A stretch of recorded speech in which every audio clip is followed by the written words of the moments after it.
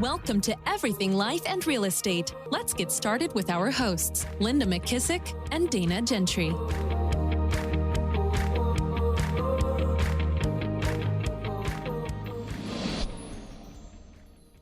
Hi, everyone. Welcome to Everything Life and Real Estate. I'm Linda McKissick. And I'm Dana Gentry. So we are actually coming to you on this podcast from South Florida's amazing mastermind. And we're never together, and we're together for once. Yeah, so exciting. So they got a great lineup here in South Florida. The big mastermind is tomorrow. I think over 600 people will be here. And so we're super excited to be presenting at this mastermind. So today, though, Dana, it's really kind of cool. You and I have talked about our exposure to people who are super successful. Yeah. And honestly, in this case, you got a chance to spend some extra time with a billionaire. And so we're going to talk a little bit about today. What are some of the things that we've learned from amazing leaders, and specifically this one billionaire? Yes, it was great. I've heard Gary Keller numerous times, been in the room with him numerous times, but to have a one-on-one with Gary is a different story. Yeah. Like this close, with him talking, and I'm just trying to write as fast as that's what I said. I was going through my notes, and I'm like, I don't even know if I can read half of them. I was trying to write so fast. But it was such a great opportunity, and so many things I think I learned from that just he thinks so differently. And I've always said that it's like he thinks so much bigger and on a whole nother level. And it's like I kept thinking before, I'd always said it's like Gary has this crystal ball and he can see into the future of real estate like 20 years. But now I realize why he can do that, because he has the experience. He's done it for so long. It's almost like he knows what to expect. He knows what's going to come next. Not like he's psychic or anything, but because he's working off of the past, and it's like the same thing repeats itself over and over. Yeah, and it's like when he gets a lesson or someone shows him who they are, he believes them, and then he takes that lesson and catapults even into more knowledge that he has around that. Yeah, totally. Yeah. So you actually wrote down something first, if you want to talk about that I think was huge. Well, I've been watching him for years and had the blessing of spending some one-on-one time early on in my time with KW. And one of the first things that always sticks out to me, and I think it sticks out to me because honestly, it's hard for me, is that really successful people, and especially billionaires, they go deep on one thing. Yeah. They do not jump around to this shiny object and that shiny object. Which we're all guilty of. Yeah, because, there's so much information coming at you daily. It's real easy to go, oh, that's a great idea. Let's go do that. Oh, that's a great idea. When we already have great ideas in place. And so what I've noticed is he goes super deep, not wide. I mean, he goes wide, deep, not wide. Right. And I tend to want to go wide sometimes. So I have to always use that as a reminder. And he stays on track, even if he messes up. Yeah. Just because he messes up on something, he doesn't get off track. He just figures out what he can learn from it and still goes even deeper on that one thing. Yeah, we were given the example of the training calendar. So one of the things that we were talking about that he was sharing with me is training is still the moat and should be for anybody, for any business, for anything, especially for real estate business owners and entrepreneurs. As we're going into a shifting market, training is it. Like that is the one thing. And he said, you should be running a top training organization if you're a leader, and you should be engaging in as much training as you possibly can, because things are changing so fast. And so I was showing him all of the training events that we've had in our organization since this year. And he was like, this is incredible. This is amazing. And he's like, now, how many people are you getting? And I'm like, probably 100. He's like, okay, so now you need to figure out how can you get 200 and 300 on each one. And we were saying, I would have never have thought, I was just thinking I got to have more trainings, not thinking, okay, how can we get more people onto the trainings? It's like he just was going deeper and making you think bigger. And I didn't even think about that. Well, and I think it goes back to, we've heard him and many other great leaders say, the successful habits are boring. Yeah. After a while, they can be boring. And so that's when I think we tend to want to jump over and do a new shiny idea instead of go, okay, we've got 100 people. Let's get it to 200 people. And how do we get it to 300 people? Because you and I've learned this from doing the podcast. Yeah. Some things take more time to get the momentum they need. And that's been hard for you and I to just stay consistent. Yeah. But you just believe in the process. Mm-hmm. And if you get a clue that you're on the wrong track or you've done something wrong, you correct that. But otherwise, if the clues tell you that you're on the right track and you're doing the right things, you keep doing it. Because like you said, I've watched him do training for years, and he uses training for recruiting, and he uses training for teaching. Yeah.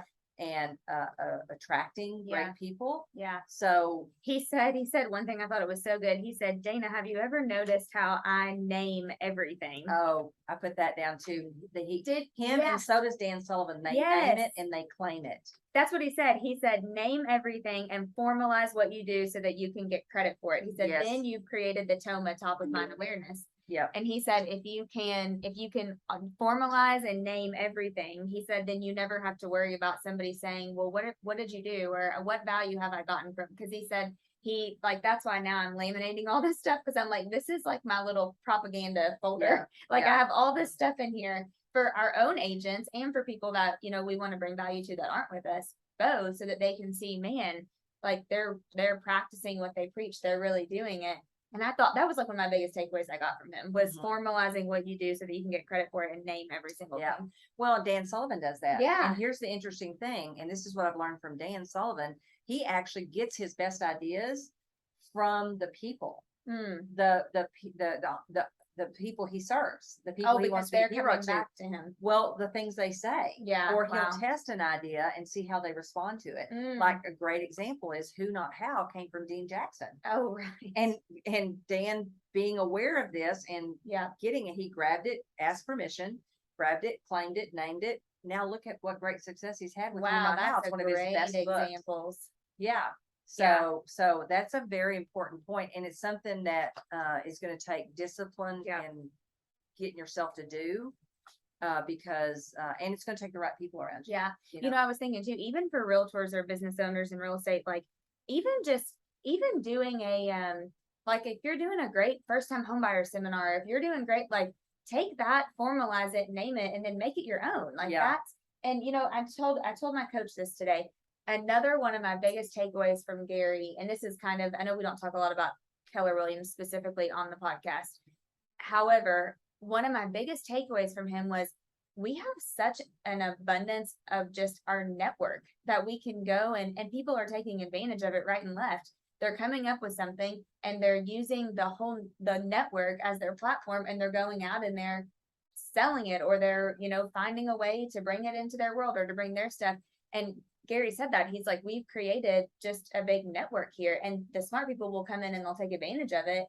And I was like, gosh, and I mean, I've known that, but it was just different to hear him say it. And I thought, no matter what organization you're with or company, like, are we creating a network that people can come in that they never want to leave because they're using the network also to make their lives bigger? Well, and I think that's where we came up with where entrepreneurs thrive, right? Yeah.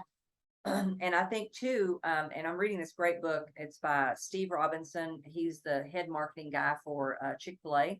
Oh, that book is so good. A book I haven't read. And one of the things I noticed about what he said is when they went out into the field and they learned from their operators, they got their best ideas. Chicken nuggets came. The chicken nugget idea came from them watching a mother take a chicken off the bun, cut it in little pieces for her kid. Wow. Gives me chill bumps to think about that. So what are the clues that you're not paying attention to? What are the clues?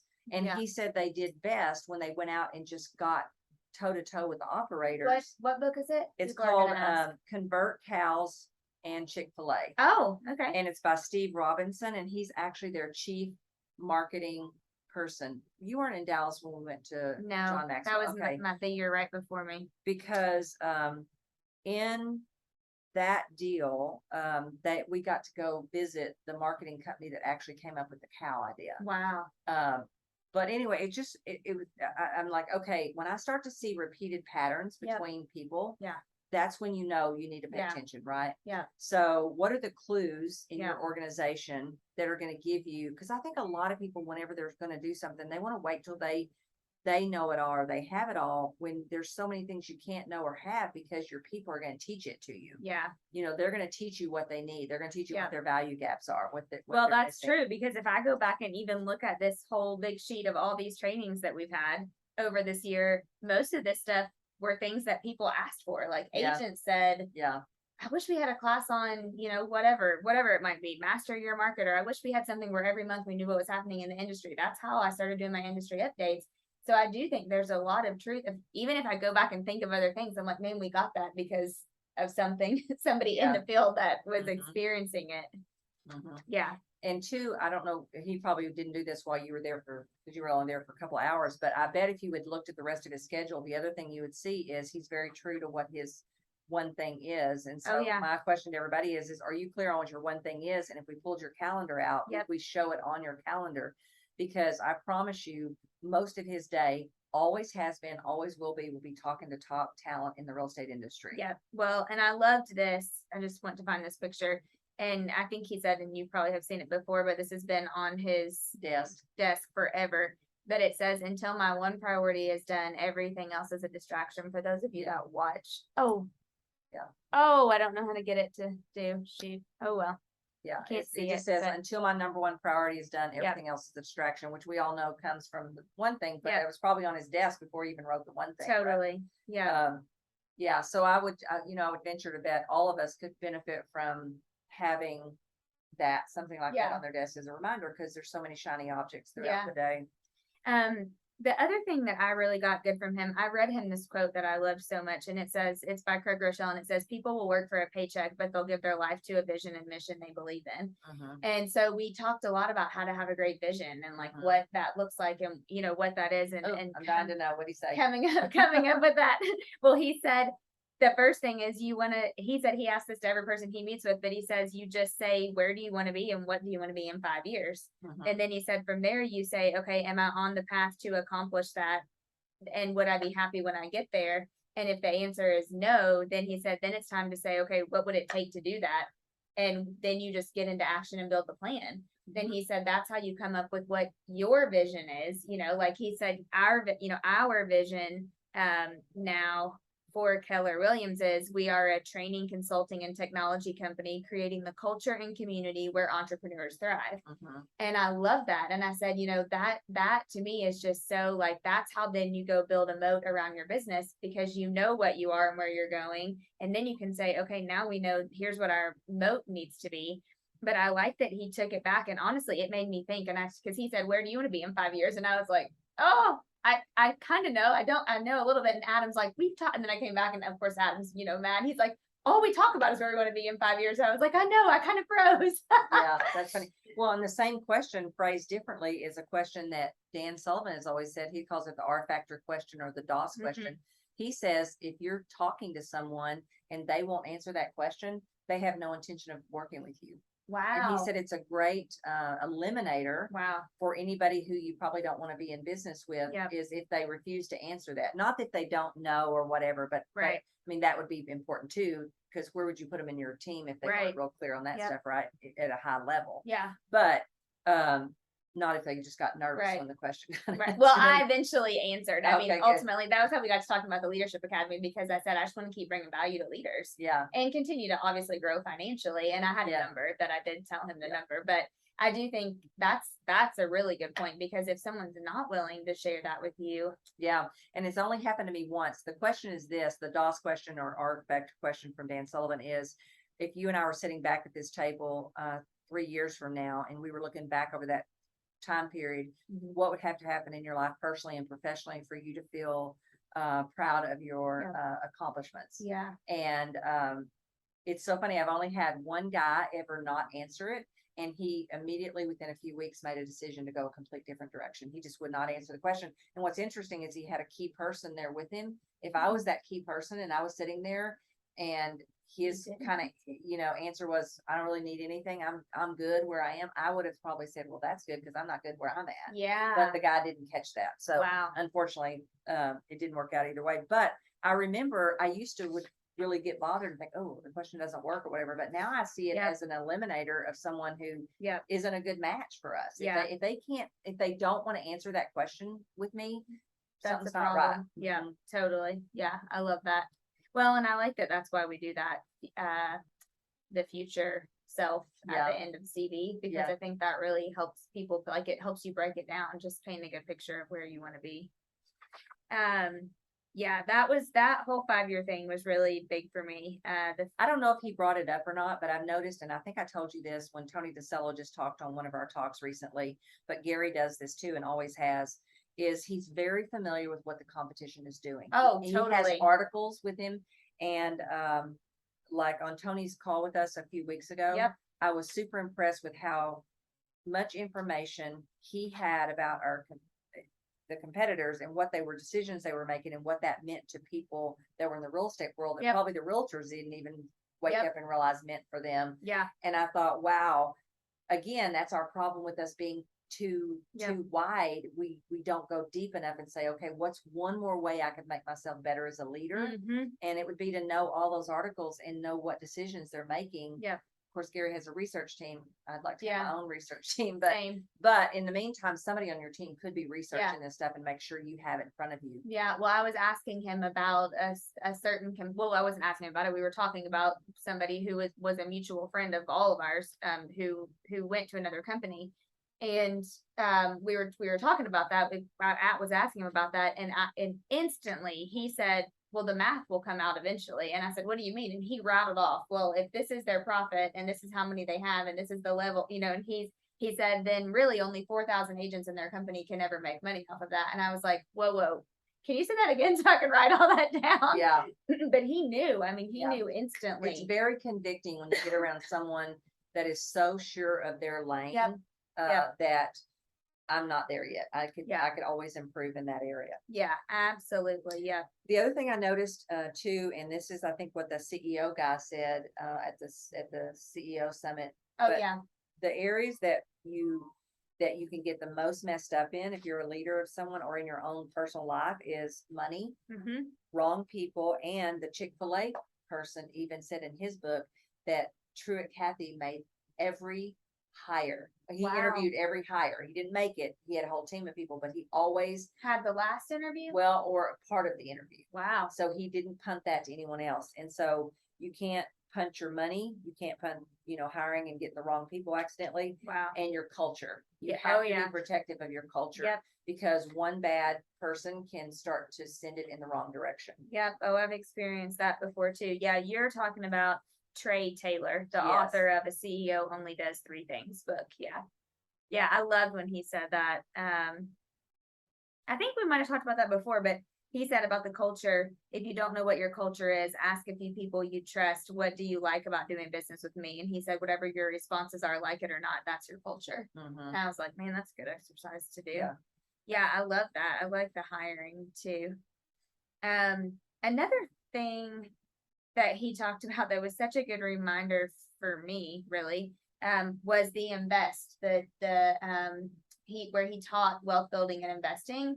Do you know the story? Yeah. You can tell it better than me. Yeah. So I love this story too. And it's funny because I picked up on that story when he told it one time too, is he actually was teaching an investing or business Mhm. class at Yep. KWRI, and he invited all these like really successful business people, Yep. and several things came out of it for him, And which he I told- love he this said he tool. invited locals where he did business with too, Yeah. like the Like spa the that spa. he went to. Yeah. The spa. He also, what's the girl that makes all the jewelry? Kendra Oh, Scott. Kendra Scott. Yeah. A bunch of other people. As a matter of fact, even the main financial person that used to be one of the main financial people or accounting people for Rich Dad Poor Dad, Robert Yep. Kiyosaki. Car wash. And so it wound up Gary Gutton, and I've always said this: you're going to get 2 or 3 deals out Yeah. of it if you'll just go teach in Yeah. front of 50 people. Something great's going to come out of it. Yeah. Just give and share your knowledge, and from it you're gonna attract some people that want to somehow be in business with you. Oh my gosh, that reminds me, my favorite thing that I heard this month, I think my favorite, I've had so many great things this month, was what Sid said on the webinar we did with him. And he said, he was talking about it in regards to recruiting, but he said, your job is to find the people God wants you to serve. God's in charge of who Yes. shows interest. Your ego is not. Just go out, do the talking. Don't think negatively about it. And then whoever God wants you to have into your life to do business with, he'll do that. Yeah. And I thought, you know what, Linda, even like we were talking about after 4 years, maybe just joining us in Columbus. And I thought, I knew that God wanted us to be in business one day. I knew it had to be the right time, but I do think that. And like that investing thing is so cool because even if you just go teach it, I feel like for those of you that are people of faith that listen, then God will put the right ones into your life. Totally. I'm getting more and more convicted about this, which by the way, there is a verse in Malachi that this Chick-fil-A guy talks about. I want to go back and write it down.